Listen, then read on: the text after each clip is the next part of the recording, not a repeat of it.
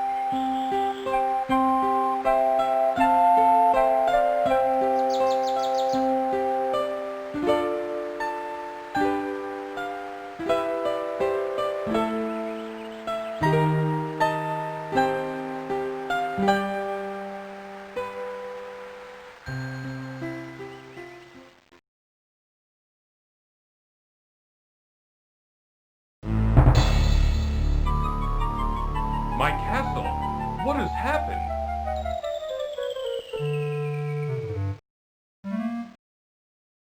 Ooh, I can tell you what happened. What?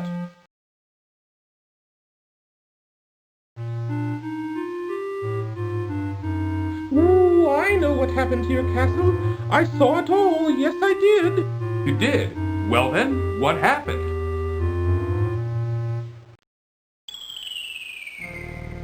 Ooh, it was the powerful and evil wizard Mordak who did it. Ooh, I just happened to be visiting with an old friend when I saw him materialize out of thin air. Thank goodness he didn't notice me. Well, don't stop now, go on. He conjured up a terrible whirlwind that swirled faster and faster around the castle. With another incantation, Mordak then caused the wind to draw the castle up into the sky and out of sight. Ooh, it was something to see, all right.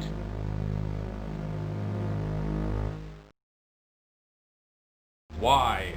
Why would this wizard, Mordak, want my castle? What could he have against me and my family? That I don't know.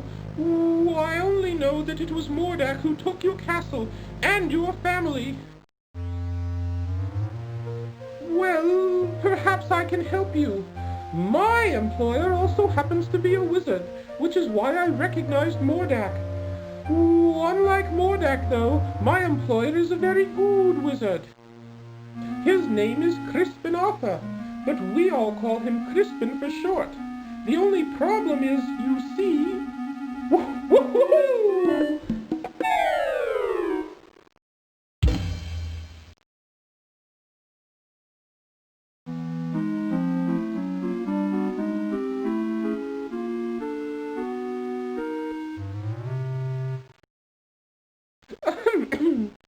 Anyway, where was I? Oh, yes. The only problem is that Crispin is getting on in years and tends to be a bit forgetful. I don't know. This doesn't sound as if it would work. Oh, sure it would. Crispin is a very qualified wizard, one of the best. He just gets a little forgetful now and again, that's all. Now, where is it? Oh, I know I brought it with me. Aha! Here it is. What is that? Well, it is my opinion that you don't stand a chance against the likes of Mordak. Oh, excuse me for saying, Your Majesty, but you don't have a choice. You must come with me. I'm sure Crispin can help you.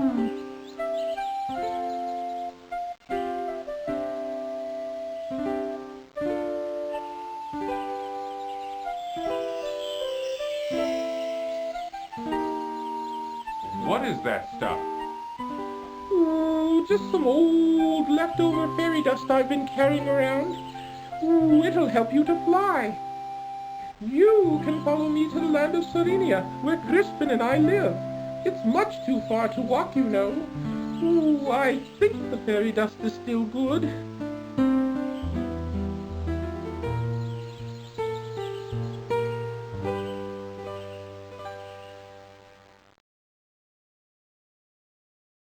Come on, up here!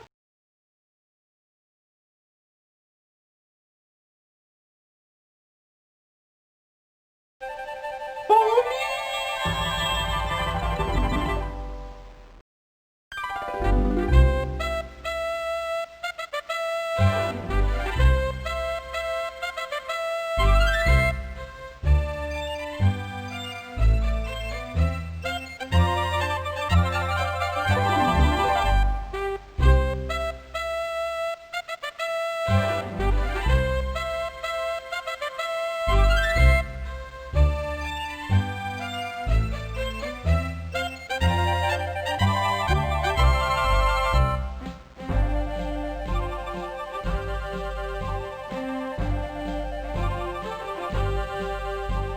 There it is, down here. Come on. Okay, here I come.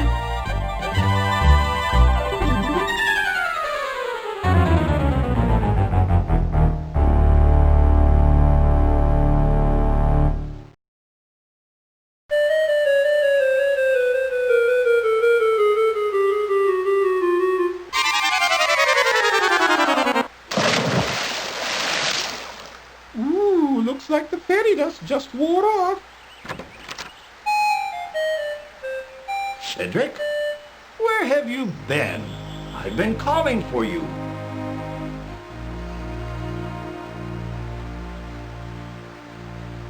Well, well, what have we here?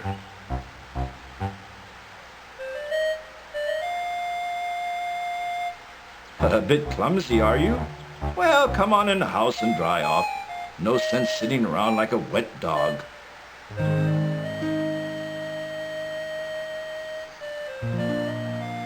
Cedric, go into the house and pour each of us a nice hot cup of tea. Ooh, aye, aye, Crispin.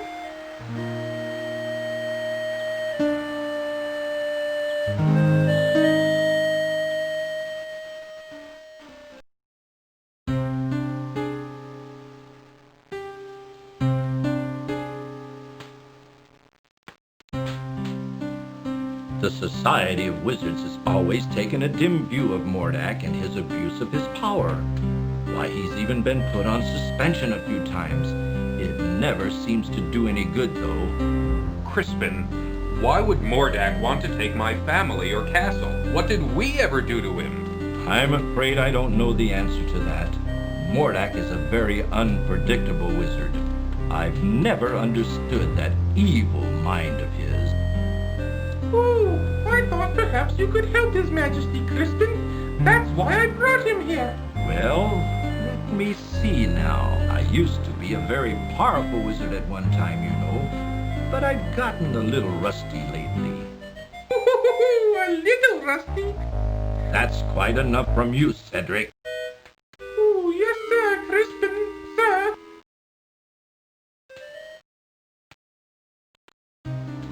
I don't know what I have that would be of much use to you. Most of my wizard stuff is pretty old and worn out. But let's see what I can find.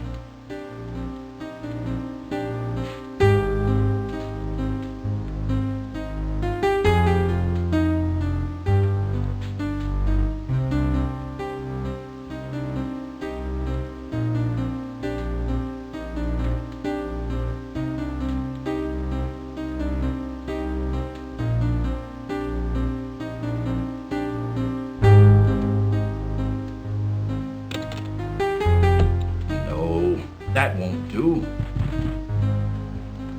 That's all used up. It might work. Here, eat this. What is that? That's an old piece of magical white snake I had left over from last year. With it, you'll be able to communicate with the natural and animal world. You could find that quite helpful.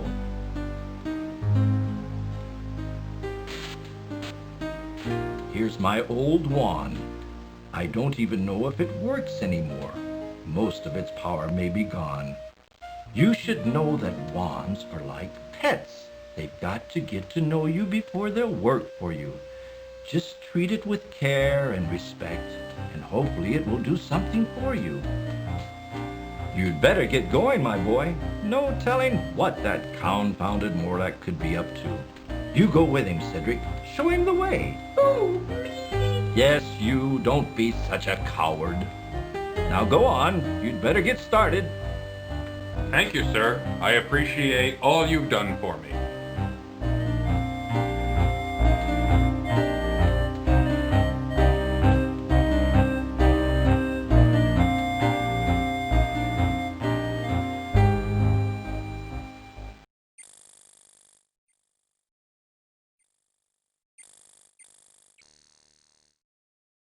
I suggest we visit the town first. How about it, Your Majesty? Please don't call me Your Majesty, Cedric. It's much too formal. I'd like it if you'd just call me Graham. I'd be delighted to, Graham. Anyway, what was I talking about? Oh, yes, the town. You might be able to find some supplies there. It's just over a little hill to the south, not too far. Well then, let's be on our way, Cedric. The old wand doesn't seem to have any vitality left in it.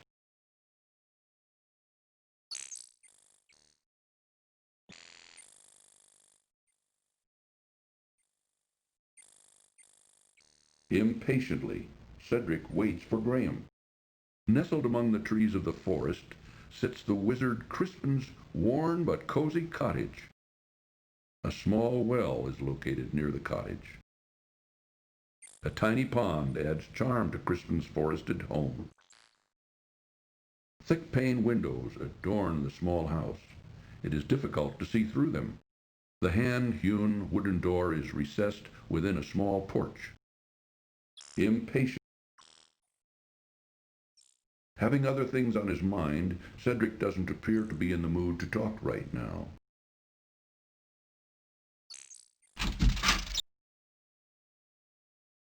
Don't be wasting your time coming in here. Young man, I've done all I can for you. Now it's up to you. Well, anyway, I'm not going to be here for a little while. There's an emergency I have to attend to in a neighboring land. I'll try to keep an eye out for you, but this is something you and Cedric are going to have to do yourselves. I wish you the best, King Graham. I appreciate all you've done, Crispin. I'll be on my way now.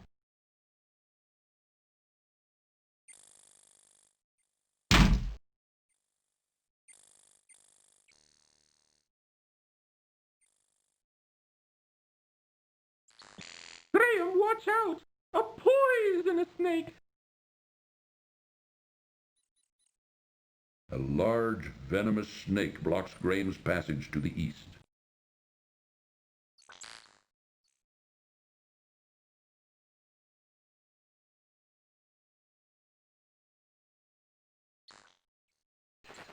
Stay away. This is my path. In silence, the large serpent eyes Graham menacingly.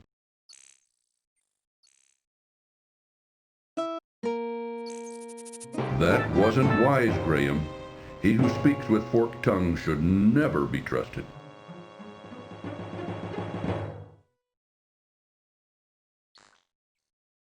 A worn dirt path wanders through a thick wood, alive with the sounds of many creatures. Between the trees, to the east, Graham can see the outline of a great mountain range.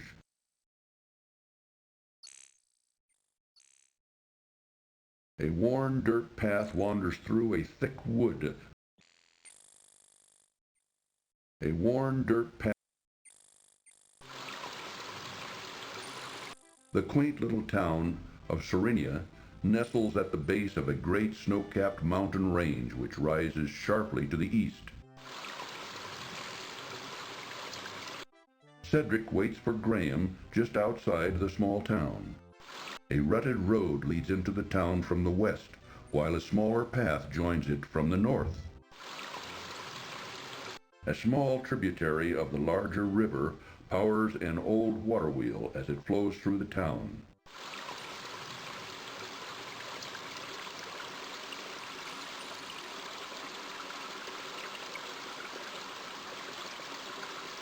If you're going into town, I'll just wait for you here.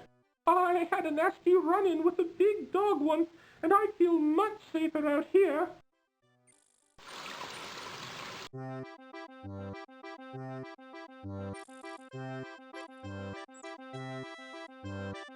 While blocking an alleyway, a frustrated man fixes a broken wheel on his wagon.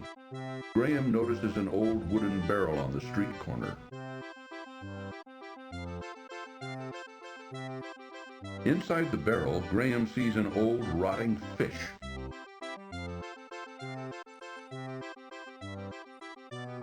Graham leans way down into the barrel and removes, phew, the smelly old fish. How goes it with you, good fellow? Not well, I'm afraid. This old wagon's always giving me trouble. Can I help you in any way? Thank you kindly, but I think I can handle it. All right then. Good luck. Thanks. With this wagon, I'm gonna need it. Quaint houses and little shops line the town's main cobblestone street.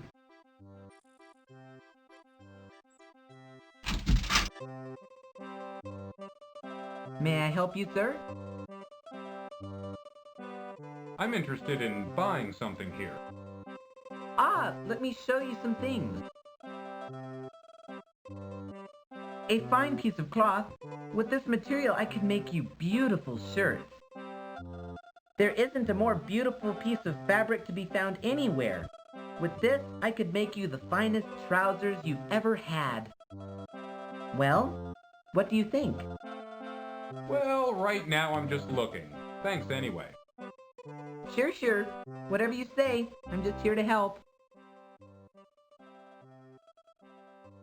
In the corner of the shop, draped casually over a tailor's form, Graham sees a thick fur-lined cloak. An employee of the tailor, a friendly, good-looking young man, caters hopelessly to a disagreeable customer in the one dressing room. The busy tailor shop bustles with activity as Graham looks around with interest at all the tailor's wares. Here, let me help you with that. Oh, that cloak fits you perfectly. It just looks wonderful on you. Let me tell you, it will certainly keep you toasty warm during the coming winter. Let me know if you wish to buy it.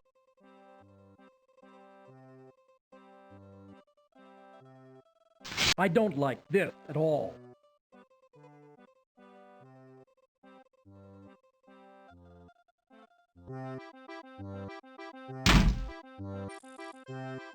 Graham notices a shiny silver coin lying forgotten on the street. Bending down, Graham quickly retrieves the silver coin from the street.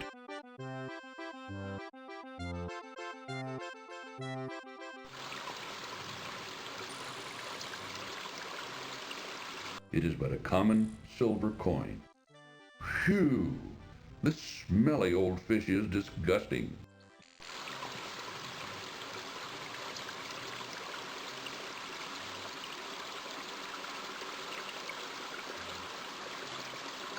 No, Graham, don't!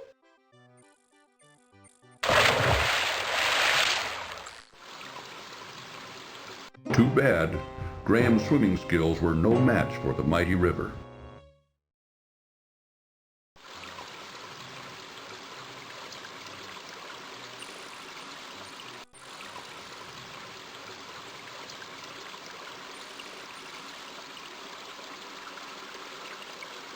Cedric keeps an eye on Graham near the town bakehouse. Thick, multi-pane windows surround the bakehouse. The bakehouse door beckons to all hungry travelers. The cold river courses swiftly by the town bakehouse. Ooh, I'll wait for you here, Graham.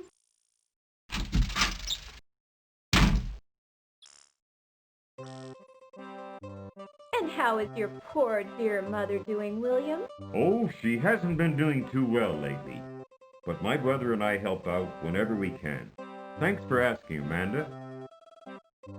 Austin, keep your fingers out of that pie. The pies look lovely. I think I'll take one. Yes, they were just made fresh this morning. Here you go. Yes, this will be a fine dessert for our dinner tonight. Let's go home, Austin.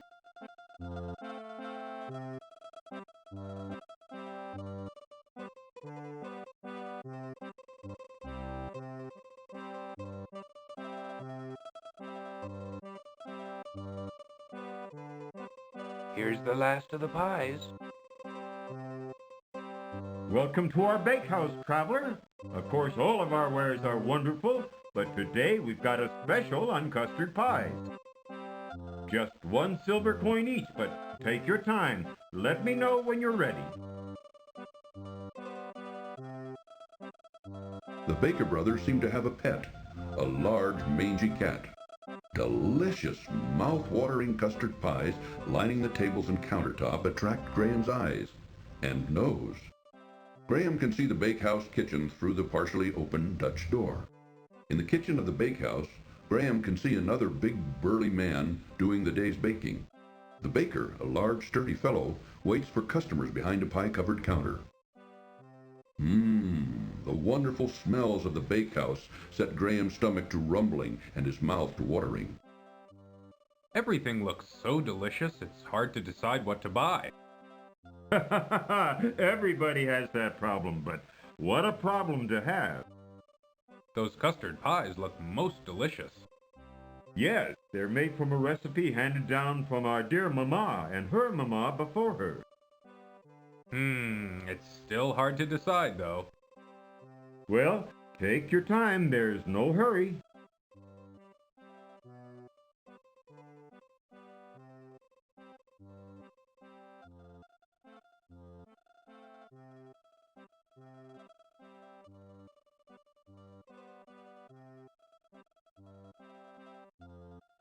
Graham waits to further bother the baker until a decision for purchase has been made.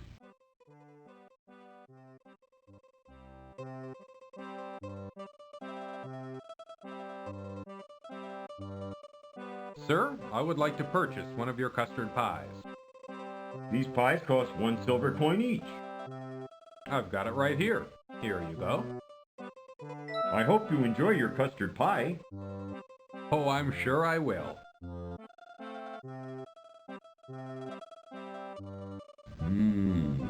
The custard pie looks delicious.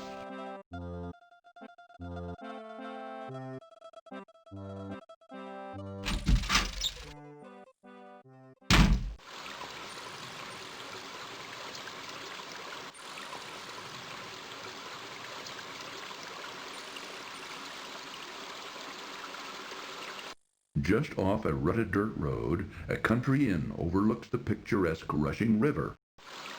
A large haystack dominates the area in front of the barn.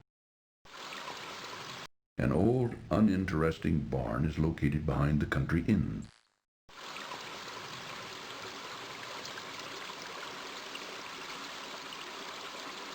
Ooh, I'll wait for you out here. I don't like that place.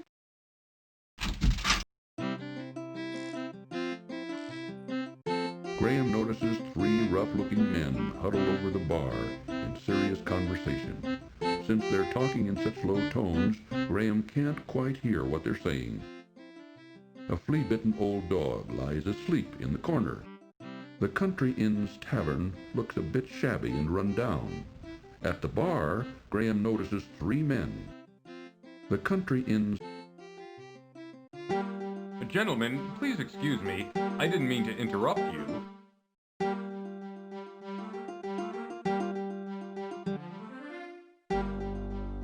Diana's bull ain't got no more rooms. Hey boss, this guy looks like a real troublemaker. What do you want me to do with him? Rub 'em out. Struggle as he might, Graham could not escape his bonds. Don't worry, Graham. The innkeeper will soon put you out of your misery.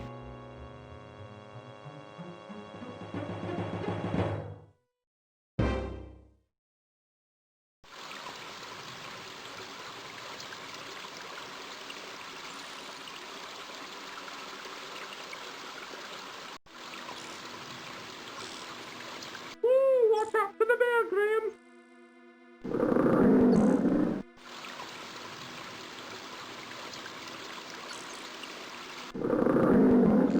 A large bear seems to be very interested in the honey inside the old tree. Graham notices a large stick lying on the ground near the old tree. A swarm of bees buzz around a hole in a rotted old tree. Having other things on his mind, Cedric doesn't appear to be in the mood to talk right now. The bear is too intent on the honey to listen to Graham.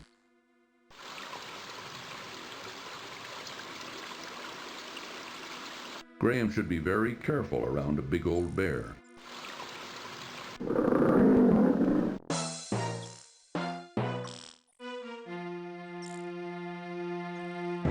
Tisk, tisk.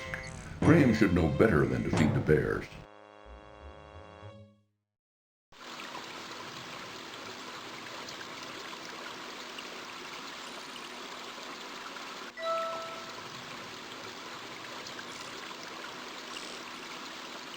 I am Queen Beatrice, kind sir. I wish to thank you ever so much for saving our hive from the claws of that horrible bear. In return, I offer you a luscious honeycomb from our hive. Please feel free to retrieve one. I promise my bees won't harm you. It may come in handy on your travels.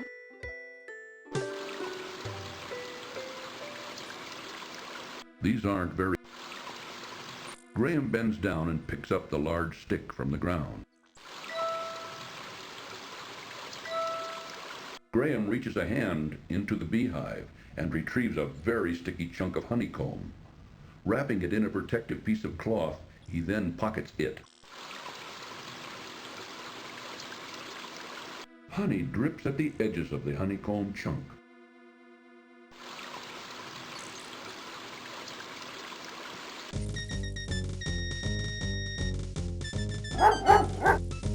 A bully of a dog terrorizes the poor ants as he playfully digs at their large anthill.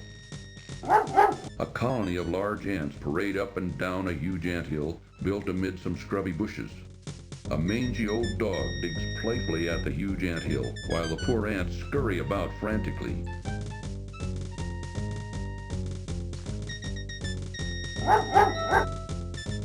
Here,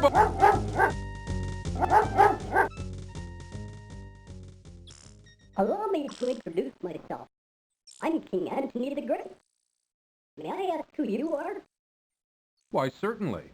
I'm King Graham of Daventry, and this is my friend Cedric.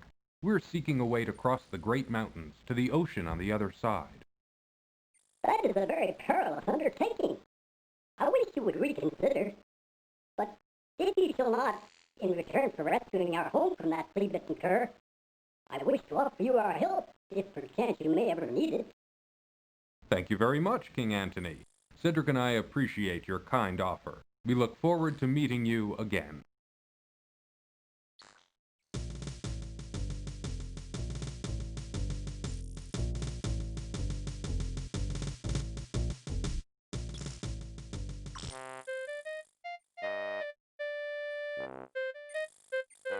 The entrance to the small house is through a crudely constructed door. Utilizing fallen logs, a gnome has built a little forest home. A young gnome happily plays with an exquisite marionette. An old grandfather gnome sits contentedly on an old stump and smokes a large pipe while watching his grandson at play. In the distance to the north, Graham can see a lovely willow tree surrounded by a small pond. Graham attempts to speak to the young gnome, but the boy seems to be very shy and doesn't answer. Excuse me, sir. Oh, I'm terribly sorry to bother you. I was just noticing your son's marionette. It's very interesting. Where did you get it? It's grandson, not son, and I made it for him. Why do you care? I just wanted to comment on its artistry. It's very well done. I don't suppose it could be bought. If it could, the price would be very steep. I reckon you couldn't afford it. Now, leave me and my grandson be. I ain't in the mood to gab right now. Go find someone else to talk to.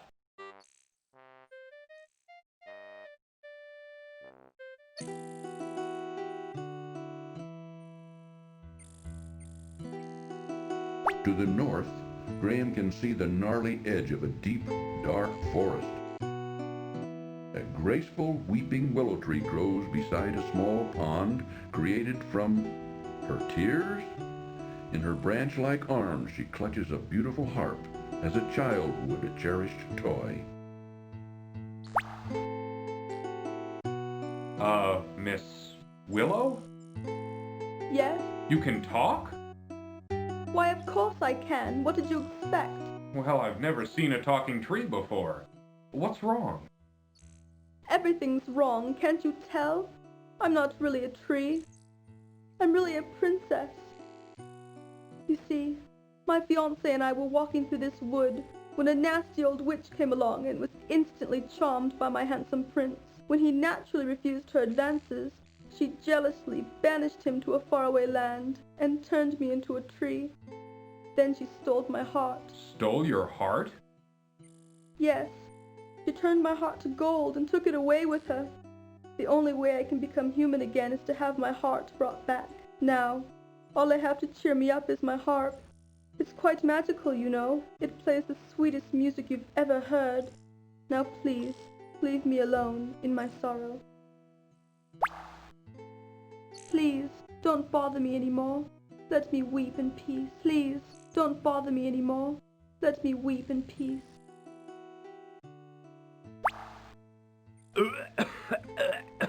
What's wrong, Graham? That's salt water. Ugh.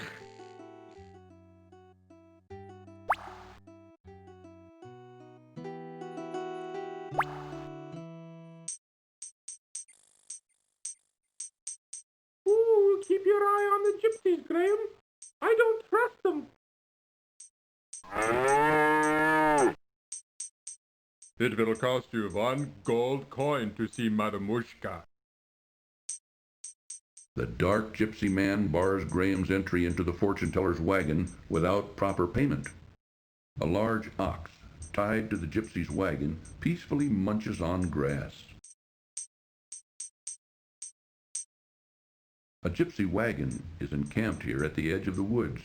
On the side of the wagon, the words "Fortune Teller" have been painted. The burly man keeps a watchful eye on Graham and Cedric.